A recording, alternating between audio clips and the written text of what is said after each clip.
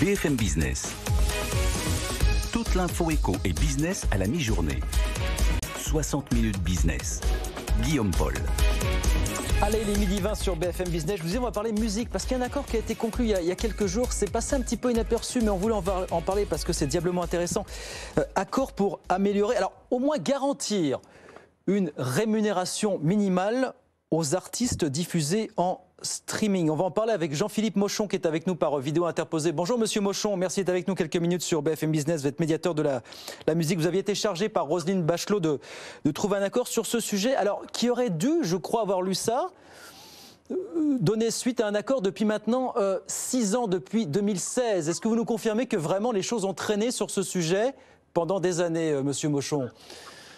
Bonjour à vous. Je vous confirme surtout l'énorme travail entrepris depuis un an. Oui. Parce qu'effectivement, c'est depuis 2016 que la loi prévoyait cette garantie de rémunération.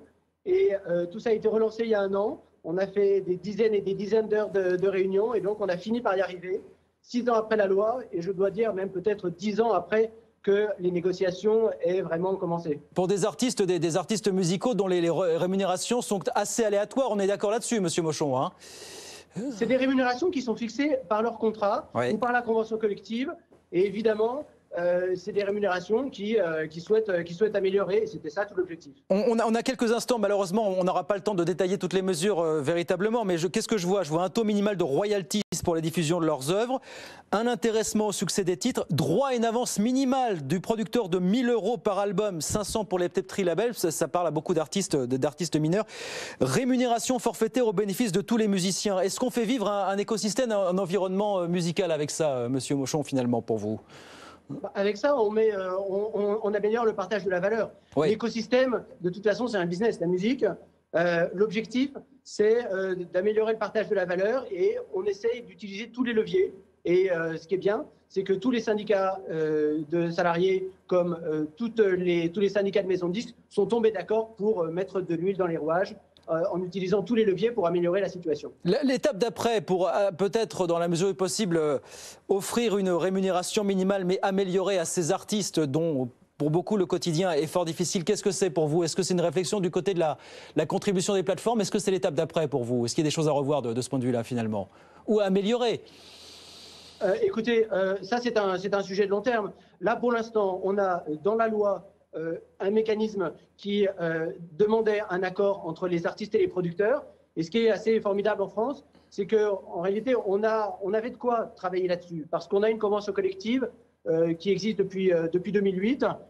Et donc, entre artistes et producteurs, on a réussi à trouver un accord pour améliorer les choses. Et je dois dire que la première étape, c'est évidemment de mettre en place tout ça. Et ce sera à compter du 1er juillet. Ça sera à partir du 1er juillet. Combien ça gagne un artiste, un musicien en France? Est-ce qu'on a des données là-dessus ou absolument pas, Monsieur Mochon, pour sentir un petit peu l'intérêt du dispositif, l'emploi du dispositif finalement? L'intérêt du dispositif, très rapidement, c'est pour tous les artistes qui sont payés en royalty d'avoir un seuil minimum.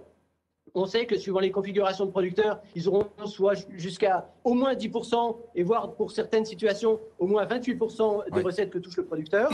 C'est d'ajouter cette avance qui très concrètement, ça fait quand même 1 000 € à l'enregistrement. Et puis pour tous les musiciens qui participent, on améliore la situation. 100 € par album pour tout musicien qui enregistre. Oui. Et puis pour tous les enregistrements qui marchent bien, on a défini des paliers de rémunération qui tombent pour les artistes qui sont, s'agissant des musiciens payés au cachet, payés en une fois au début. Oui. Là, on met en place un dispositif qui les associe au succès des enregistrements. Voilà, de quoi préserver la diversité, effectivement, et la pléthore d'artistes en France, évidemment. C'est une première étape, mais c'est une étape salutaire. 6 ans quand même pour y parvenir. Merci beaucoup, Jean-Philippe Mochon. Merci d'avoir été avec nous, médiateur de la musique. Merci d'avoir été avec nous ce midi sur BFM Business.